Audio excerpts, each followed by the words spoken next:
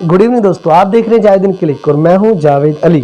आज बात करेंगे दोस्तों आम आदमी पार्टी पर। आम आदमी पार्टी पूरे देश के दिल्ली के लोगों के दिलों पर राज कर रही है और ये एक ऐसी पार्टी है, जब पूरे देश में मोदी लहर थी, जब मोदी को हराना नामुमकिन था, तब दिल्ली में मोदी जी की नहीं चल पाई और उस लहर के बावजूद भी दिल्ली में एक तरफा क्लीन स्वीप किया था आम आदमी पार्टी ने।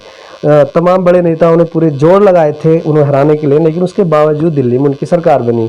तो दिल्ली के दिलों में उनके राज करने की वजह जग जाहिर है कि इतनी सारी स्कीम्स हैं आम आदमी के लिए। आम आदमी पार्टी की तरफ से बहुत सारी चीज़ें फ्री हैं जो जीवन जीने के लिए ज़रूरी हैं, जैसे इलाज बहुत फ्री है वहाँ पर और बिजली फ्री है। तो जो बेसिक ज़रूरतें हैं वो पूरी तरह से वहाँ पर फ्री है या फिर बहुत ज़्यादा छूट है उसमें। तो यही पार्टी अब यूपी में दस्तक देने जा रही है विधानसभा इलेक्शन में।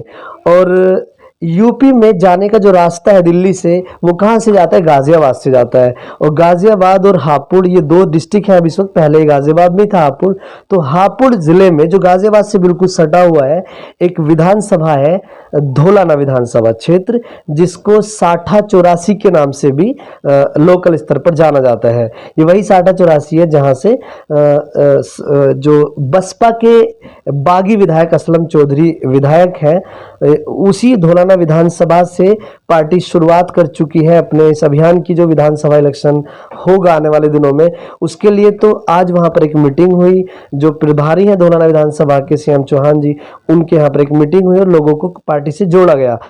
तो दिल्ली के दिलों पर राज करने वाली आम आदमी पार्टी उत्तर प्रदेश को लेकर क्या योजनाएं बना रही है, पब्लिक को रिझाने के लिए उनके पास क्या क्या स्कीम है, इस पर बात करने के लिए मेरे साथ जुड़ रहे हैं सीधे धौलाना विधानसभा के प्रभारी आम आदमी पार्टी के चौहान जी, सीएम चौहान जी उनका पूरा नाम है। तो चलिए बात करते हैं उनसे और जानते हैं उनकी रणनीति। अच्छा अच्छा, चलो ठीक जी सर, तो मेरा सवाल ये था सीएम साहब, कल आपने मीटिंग की धौलाना में है जी। आम आदमी पार्टी की तैयारियों को लेकर। विधानसभा चुनाव जो आने वाले 7-8 महीने बाद जी चुनाव है यूपी में, हाँ जी। तो सर दिल्ली की तर्ज पर ही तमाम स्कीमें रहेंगी या कुछ नया उत्तर प्रदेश के लिए आम आदमी पार्टी करेगी अगर वो इस इलेक्शन में जीतती है तो? देखो, मैं पार्टी का उत्तर प्रदेश के प्रवक्ता के नाते, एक मैं मौजूद होने के नाते, मैं सिर्फ ये कहना चाहूंगा कि दिल्ली की तो सुविधाएं यहाँ रहेंगी रहेंगी। कुछ सुविधाएं थोड़ी भिन्न हैं। जैसे यूपी में पानी की समस्या कम होती है, तो यहाँ हम पानी की समस्या के लिए नहीं कर पाएंगे। यहाँ गन्ने की समस्या ज्यादा है। जैसे गन्ने का भुगतान है यहाँ कई कई सालों तक मिल वाले, ये सरकार पहले कहती है कि हम गन्ने का भुगतान ठीक कराएंगे, लेकिन केजरीवाल जी ने ये घोषणा कर दी है मेरठ की रैली में कि जैसे ही किसान अपनी पर्ची डाल के चाहे अस्पताल में वो उसमें सॉरी कांटे पे डाल रहा है, चाहे मील में डाल के आ रहा है, वो अपने पर्ची अपना गन्ना डालने के बाद जैसे रिटर्न अपने घर की तरफ जाएगा, उससे पहले उसके अकाउंट में उसके पैसे पेमेंट पहुंच जाएगा। उसको दर दर ठोकर खाने की जरूरत नहीं पड़ेगी, कई सालों तक इंतजार नहीं करना पड़ेगा। ये बड़ी समस्या उत्तर प्रदेश की भी है। बिजली है, लेकिन कई लोग उत्तर सवाल प्रदेश में। उठा रहे हैं सर, कई लोग जी सवाल जी जी उठा रहे हैं कि ये जो वादा किया जी गया है कि घर पहुंचने से पहले पेमेंट अकाउंट में पहुंच जाएगा किसान के, इसमें भी जी। लुभावनापन ज्यादा है, क्योंकि इसे ऐसे भी कहा जा सकता था कि 24 घंटे के अंदर या 2 दिन के अंदर, लेकिन घर पहुंचने से पहले ये कुछ अनिश्चित सी चीज है, क्योंकि घर डिफरेंट डिफरेंट दूरियों पे होते हैं लोगों के, किसी का मील के आसपास घर हो सकता है और किसी का जी दूर। तो इसका एग्जैक्ट टाइम कुछ नहीं बताया गया कि इसके लिए कम से कम जो मिनिमम टाइम होगा वो क्या होगा? उसका मिनिमम टाइम मैं आपको आपके चैनल के माध्यम से बताना चाहूंगा जी कि इसका मामला ये है। अब जो पर्ची आती है किसानों की, मुझे नहीं पता, मुझे सारी पता है, मैं भी किसान परिवार से हूँ। जी पर्ची पहले 10 दिन पहले, महीने भर पहले पर्ची आ जाती है कि आप अपने ये पर्ची लीजिए और आप इन उस दिन आपको पर्ची यहाँ डालनी है जी अपने मिल में। जब हमने किसानों को पर्ची दे दी है, तो हमने उसका अकाउंट नंबर, वो चीज वेरिफिकेशन सब कुछ हमारे पास रहता है। हम फिर भी बिल्कुल। चाहे कितने दिन बात करें, उनके पास होता है। तो हमारा जिसकी पर्ची हुई उसको हमने कर दिया कि आपकी पर्ची 20 कुंटल आपको गन्ना लाना है। तो जैसे ही उसकी कंप्यूटर में गन्ना चढ़ेगा, तुरंत उसके अकाउंट में ट्रांसफर। सब आज की तारीख में जब आरटीजीएस है, एनएफटी है, बहुत जी सुविधाएं हैं, तो वो चीजें इसलिए ये बोला गया है कि हमें घर जाने से पहले उसके अकाउंट में मैं कहीं गया तो मेरे सामने नगद मेरे पास में अकाउंट में पैसे मैसेज आ गया कि हाँ भाई मेरे पास में ये पैसा आ गया। जो दिल्ली में हमने बहुत सारी चीजें करके दिखाई हैं। मैं आपको एक बताना चाहता हूँ इसके लिए सर, कि इसके लिए कोई आपकी फुल तैयारी है या आपने बस घोषणा कर दी है, या इस पर पूरा रिसर्च किया जा चुका है पार्टी की तरफ से? क्या ये पॉसिबल होगा ऐसा करना? क्योंकि अगर ये इतना आसान काम है तो बाकी पार्टियां क्यों नहीं कर पाई अभी तक? ये बहुत आसान काम है। ये जबकि कोई किसान बहुत परेशान रहता है, उसका ईख, जो ईख की खेती होती है उस पर जी वो डिपेंड रहता है। वो काफी दिन में तैयार होती है, उसके बाद वो उसको मील में बेचता है, उसके बाद भी कई साल इंतजार करना पड़ता है। तो ये बाकी पार्टियां भी तो कर सकती थी। अगर आपकी पार्टी इतनी जल्दी पेमेंट कर देगी गन्ना डलने के घर पहुंचने से पहले पहले, तो इसके लिए पूरा जो विशेषज्ञ होते हैं उनके साथ मिल बैठ के रिसर्च किया जा चुका है, या खाली चुनावी वादे के लिए घोषणा कर दी गई है? नहीं, बिल्कुल आपकी बात से मैं सहमत हूँ। बिल्कुल ये बात आपकी बिल्कुल जायज है कि रिसर्च कर दिया गया है। हमारे रिसर्च करने के बाद ही बोली जाती हैं। जैसे मैं आपको दिल्ली की याद दिलाता हूँ। दिल्ली में कोई कल्पना भी नहीं कर सकता था कि दिल्ली जैसे राज्य में जो दिल्ली बिजली खरीदता है वहाँ पे बिजली फ्री हो सकती है। पानी 2000 लीटर, वहाँ पानी की समस्या बहुत है। पानी यूपी हरियाणा से आता है कि पानी की समस्या होने के बावजूद हमें पानी 2000 लीटर फ्री मिल सकता है। तो पानी 2000 लीटर पानी फ्री दिया, बिजली फ्री दी। आज देश में सबसे महंगी बिजली उत्तर प्रदेश में है। आज उत्तर प्रदेश में बिजली बनती है और दिल्ली बिजली खरीदता है। 200 यूनिट बिजली दिल्ली में फ्री है। महिलाओं के लिए तीर्थ यात्रा, महिलाओं को नहीं, बुजुर्गों के लिए तीर्थ यात्रा के काम करा है। एक श्रवण कुमार योजना के तहत सबका काम किया है और पूरे देश में पहली सरकार है जो देश की आधी आबादी महिला ने जो हर परिवार में रहती हैं। दिल्ली के में एक पहली सरकार है जो महिलाओं के लिए मुफ्त यात्रा केजरीवाल जी ने दी है। ये सब खाका तैयार था। ये पहले और पार्टियां कहती थी, बीजेपी, कांग्रेस या कुछ और पार्टियां, कि ये तो हो ही नहीं सकता। वो करके दिखाया है। तो गन्ने का काम तो बहुत इजी है। गन्ना किसान अपनी मेहनत से सींचता है, वो पूरी फसल उगाता है, वो पेमेंट के लिए दर दर मारा फिरता है। तो वो रिसर्च है, वो कोई बड़ी बात नहीं है। अब कोई कहता है कि ये बड़ा राज्य है, यहाँ नहीं हो सकता। क्यों नहीं हो सकता? दिल्ली 2 करोड़ की आबादी वाला राज्य है। जब वहाँ बिजली, पानी, शिक्षा, स्वास्थ्य सब चीज फ्री है, एक मूलभूत सुविधाएं हैं। एक मोदी जी ने घोषणा की थी, अमित शाह जी ने, कि 15-15 लाख रुपए अकाउंट में आएंगे।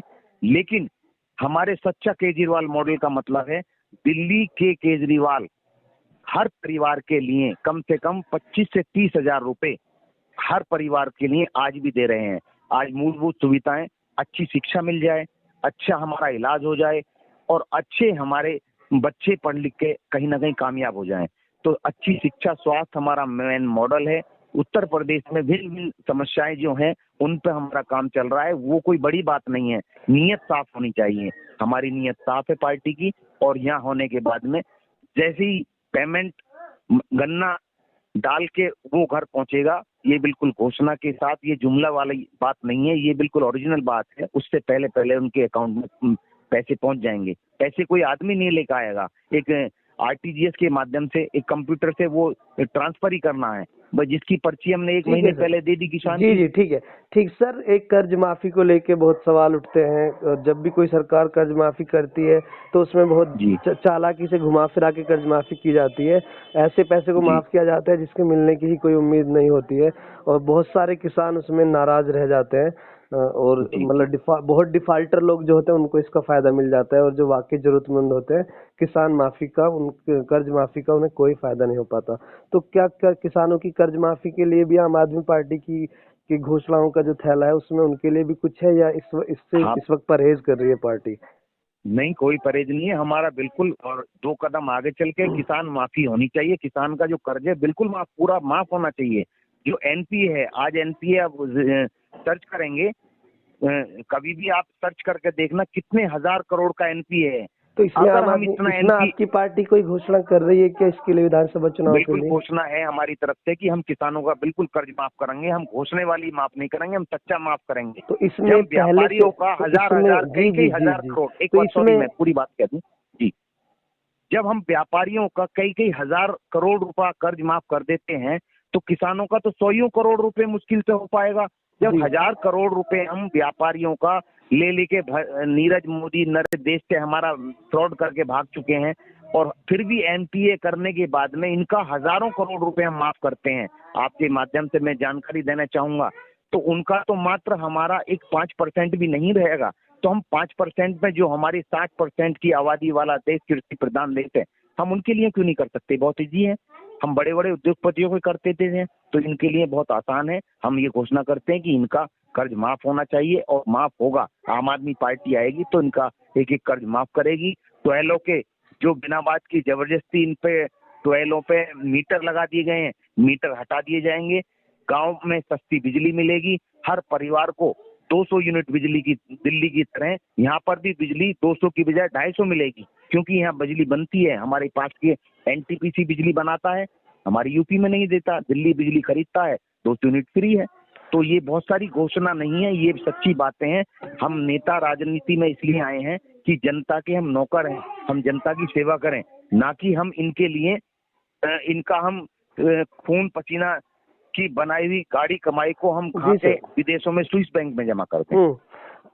सर, जब आपकी पार्टी इस तरह से पब्लिक की मदद के लिए आगे आती है स्कीमों के जरिए, तो एक वर्ग होता है जो आवाज उठाता है इसके खिलाफ। उसका तर्क होता है आपके विपक्ष का कि आप जो पब्लिक में एक वर्ग होता है जो आपकी इस कदमों के खिलाफ आवाज उठाता है, तो उनकी तरफ से मेरा एक सवाल है। वो कहते हैं कि अक्सर टैक्स तो हम देते हैं और ये जनता पे लुटा देते हैं, जो टैक्स पेयर जनता नहीं होती है उस पे।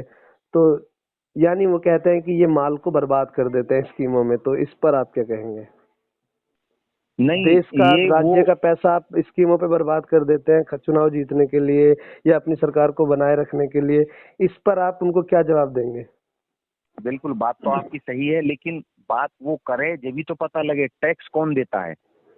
कुछ चंद लोग जो आवाज उठाते हैं, कुछ नजरों में लगता है कि टैक्स वो ही देते हैं। ऐसा नहीं है। टैक्स कौन देता है? अगर आज हमारे परिवार में कोई बच्चा पैदा हुआ, उसके लिए छोटे से कपड़े लेके अगर हम वो लॉलीपॉप भी खाता है तो वो भी टैक्स दे के आता है। हम बाजार की जो जरूरतमंद की चीजें हैं, कहीं भी जाएंगे, किसी भी चीज में बैठेंगे, हर जगह बिना टैक्स के चीजों से वो ही पैसा इकट्ठा होता है। जैसे हमारे देश की 100 करोड़ से ऊपर की आबादी है, हर परिवार में 1 रुपए की, आपसे एक बात कहना चाहूंगा कि एक नेता या ये चीजों का क्या होता है। 1 रुपया अगर हमने इकट्ठा करा, 100 करोड़ रुपए हमने अलवारी में जमा कर दिए, वो जनता के पैसे अलवारी में जमा हुए हैं, उनके लिए, जनता की सेवा के लिए, जिसकी जरूरत है, जो एक भूखा मर रहा है उसके लिए भूख की व्यवस्था करी जाए। ये नहीं कि हम वो पैसा निकाल के किसी और में कर दिया जाए। टैक्स आप भी देते हैं, मैं भी देता हूँ। ऐसा कोई परिवार, ऐसा और कोई वो नहीं है कि वो टैक्स नहीं देता हो। छोटे बच्चों से लेके हमारे हर चीज पर देखना, हर चीज पर टैक्स होता है, चाहे खाने की बिस्किट है, कोई भी हो। ऐसा नहीं है कि टैक्स नहीं देता हो। जैसे दिल्ली का राजस्व है, आज फ्री बांटने के बाद भी केजरीवाल जी ने हमारा राजस्व दुगुना कर दिया। पहले 28,000 करोड़ था, आज 62,000 करोड़ से ऊपर हो गया है। उत्तर प्रदेश की आबादी 22 करोड़ है, तो यहाँ टैक्स भी तो बहुत ज्यादा इकट्ठा होता है। वो टैक्स कहाँ जाता है? वो जनता का पैसा, नेताओं की गाड़ी कमाई जो जनता की है, वो कहीं ना कहीं उनकी पर्सनल जेब में जाती है। आज कोई विधायक खड़ा हुआ चुनाव में, आज उसकी एक गाड़ी है, 2 बीघे जमीन है, जब वो विधायक बन के चला जाता है तो उसकी कम से कम हजारों करोड़ की इसी पे आ रहा था मैं। मेरा आखिरी और महत्वपूर्ण सवाल ये है सर कि आपकी पार्टी चुनाव में आएगी तो उत्तर प्रदेश में एक बड़ा मुद्दा रहता है अपराधीकरण का। जो राजनीति का अपराधीकरण है, जो चुनाव लड़ते हैं लोग, वो दागी लड़ते हैं, उन पे FIR हुए होते हैं, बहुत सारे केसेस होते हैं, दबंग टाइप के होते हैं। तो आम आदमी पार्टी कितनी एहतियात बरतेगी इसमें? क्या उससे उम्मीद की जाए कि वो दिल्ली की तरह ही शिक्षित लोगों को, जो कहते हैं कि बेदाग लोगों को चुनाव में टिकट देगी, या धन बल और ये सब चीजें हावी हो जाएंगी जब इलेक्शन आएगा? तो बिल्कुल दिल्ली की तरह देखो, किसी की, बिल्कुल हमारी पूरी कोर कमेटी चेक करेगी। चेक करने के बजाय पूरी, अगर हमारी कोर कमेटी हर जगह, 403 विधानसभाएं हैं, हर जगह हमारा संगठन है। और जो हम, कोई अलग आदमी आएगा, या तो बहुत बड़ी सेलिब्रिटी है, या कोई बड़ा अधिकारी है, या कोई चीजें हैं, उनको नए को टिकट देगी। नहीं तो जो हमारी पार्टी का पुराना साथी है, जिसे हमने देख चुके हैं, हम धन बल, बाहुबल में हमारी पार्टी विश्वास नहीं करती। आम आदमी हमारे केजरीवाल मॉडल को पहुंचाने का काम जन जन तक पहुंचाएगी। हमारे केजरीवाल मॉडल ही काम आएगा। किसी आपराधिक छवि वाले को हमारी पार्टी टिकट नहीं देगी। ये मैं आपसे सर, दिल्ली में जब दंगे हुए थे उसमें कपिल मिश्रा का नाम आगे आया था, उनकी वो साफ दिखाई भी दिया था उनका रोल। तो पहले वो आम आदमी पार्टी ने ही उनको चमकाया था, उनकी राजनीति चमकी थी, बाद में वो पाला बदल के चले गए। तो क्या आम आदमी पार्टी ने इस तरह की चीजों से कुछ सीख ली है कि इन अंदर तक जाके लोगों का जांच पड़ताल की जाए कि उनका नेचर, उनका कैरेक्टर किस तरह का है? क्या वो सिर्फ लालची लोग तो नहीं है? इस पर रिसर्च की जा रही है कि आपकी तरफ से? क्योंकि आपके पास काफी समय है, अभी 7-8 महीने बचे हैं और टिकट देना एक बड़ा मुद्दा होता है। तो क्या पार्टी अपराधीकरण से और जात पात का जो समीकरण होता है, क्या उससे अपना आप को बचा लेगी टिकट नहीं, बांटते समय? आपकी बात बिल्कुल जायज है। आपने कपिल मिश्रा का नाम लिया। कपिल मिश्रा जब अन्ना मूवमेंट चला, इनकी माताजी पहले भाजपा में थी। ये अपनी माताजी परिवार को छोड़कर, उनका विचारधारा थी कि मैं एक देश के लिए, जज्बे के लिए कुछ काम करना चाहता हूँ। उन्होंने काम करा भी और साथ में लगे। लेकिन लगे रहने के बाद में आप उनकी तमाम यूट्यूब और उनकी चैनल पे वीडियो निकाल के चेक करना। उन्होंने मोदी को भी 1000 गाली दी। बिल्कुल चेक उन्होंने हर चेक सिस्टम कर पे, रखे। जी जी जी, तो उन्होंने 1000 गालियां दी। लेकिन गाली देने के बाद में जो हमारे अपने जो चीजें हैं उनके मन में हम नहीं जा सकते उसके अंदर क्या है। वो आने के बाद में वो माता जी की गोदी में फिर दोबारा चले गए। भ्रष्टाचार हमारे केजरीवाल जी को पसंद नहीं है। उन्होंने उनके मंत्रालय से तुरंत निकाल दिया। उन्होंने जल बोर्ड का अध्यक्ष बना रखा था। जब हमें दिखाई दिया कि यहाँ कुछ ना कुछ गड़बड़ी है तो उन्होंने अपने कैबिनेट मंत्रालय से उन्हें कपिल मिश्रा को निकाल दिया गया। और उन्हें जब ये गोदी में इनके अंदर क्या था, कौन भ्रष्टाचार करेगा, ये कोई नहीं चेक कर सकता। ना आप कर सकते, ना मैं कर सकता, ना ही कोई ऊपर वाला कर सकता है। जो अब सामने चीजें आती हैं उन रिकॉर्ड, उनके आधार पर देखा जाता है कि भविष्य में आप वैल्यू क्या सावधानी है, बरतेंगे। उनके हिसाब से सावधानी बरती जाए। अच्छा सर, अभी आप की पार्टी धौलाना विधानसभा से शुरुआत कर चुकी है, या फिर समानांतर रूप में आप पूरे राज्य में आपके जो प्रभारी हैं विधानसभाओं के, वहाँ हर जगह से बराबर प्रयास शुरू हो चुके हैं, या अभी सिर्फ सटे हुआ जो इलाका है हापुड़ गाजियाबाद, यहीं पे आपकी हलचल दिख रही है? नहीं, पूरे 403 विधानसभा में हमारा संगठन तैयार है और हर जगह ज्यादातर प्रभारी हमने, कुछ जो पुराने साथी हैं घोषणा कर दिए हैं। मैं पार्टी के उत्तर प्रदेश का प्रवक्ता भी हूं और मुझे धौलाना विधानसभा प्रभारी, यहाँ से धौलाना विधानसभा जो आपके माध्यम से मैं बताऊं, आपने बोला था कि यहाँ एक हॉट सीट है। हॉट सीट ये हर जगह की बजाय मैं आपको एक बताना चाहूंगा, हमारे जो दिल्ली के उप मुख्यमंत्री हैं, जो कई मंत्रालय उनके अंडर में है, वो भी हमारे धौलाना विधानसभा से ही आते हैं। जी। धौलाना विधानसभा गाजियाबाद से कनेक्ट है। धौलाना विधानसभा से तमाम कई हजार लोग दिल्ली जाते हैं, जो रोजाना अपनी बसों के माध्यम से, अपने वाहन के माध्यम से वो दिल्ली में उनकी रिश्तेदारियां हैं, वो सब काम देख रहे हैं। यहाँ के लोग चाह रहे हैं कि हमारे दिल्ली मॉडल अब यूपी में भी हो, अब यूपी में भी केजरीवाल हो। ये बात हमने पार्टी के मुख्यालय पर रखी। आज 403 विधानसभा में आप सर्च करेंगे दिल्ली के, लखनऊ जाने के बाद में हमारा प्रदेश कार्यालय पूरी टीम के साथ में 403 विधानसभाओं में काम कर रहा है। और अगले एक हफ्ते बाद, फर्स्ट वीक में जुलाई के, हमारा टारगेट है कि हम कम से कम अच्छे और सक्रिय कार्यकर्ता 30,000 हर विधानसभा से कार्यकर्ता जोड़ेंगे। और पार्टी का हमारा पूरा संगठन पहले से ही तैयार है और हर जगह ईमानदार आदमी को टिकट दिया जाएगा। प्रभारी के तौर पे उसे दिया गया है। प्रभारी का मतलब ये है कि उसको जनता तक, गांव-गांव तक, दिल्ली के गांव तक पहुंचाया जाए। लेकिन मैं खुद भी एक धौलाना का प्रभारी होने के नाते जिस गांव में जाते हैं बड़े सम्मान से, 100 में से ऐसी बात नहीं कि एक आध ही कोई निकलता है, 99% लोग किसी गांव में तो 100 के 100% भाव बैठा कर बैठे हैं कि दिल्ली वाली सुविधा यहाँ भी हो। आप चुनाव लड़ो, आप बिल्कुल आएगी तो हम आम आदमी पार्टी से तन मन धन के साथ हैं। ये चीजें मिल रही हैं, बहुत अच्छा रेस्पॉन्स मिल रहा है गाँव की। अच्छा सर, एक सवाल और पूछ लो। वैसे मैं आखिरी सवाल कह चुका था, लेकिन एक सवाल और मन में आ रहा है।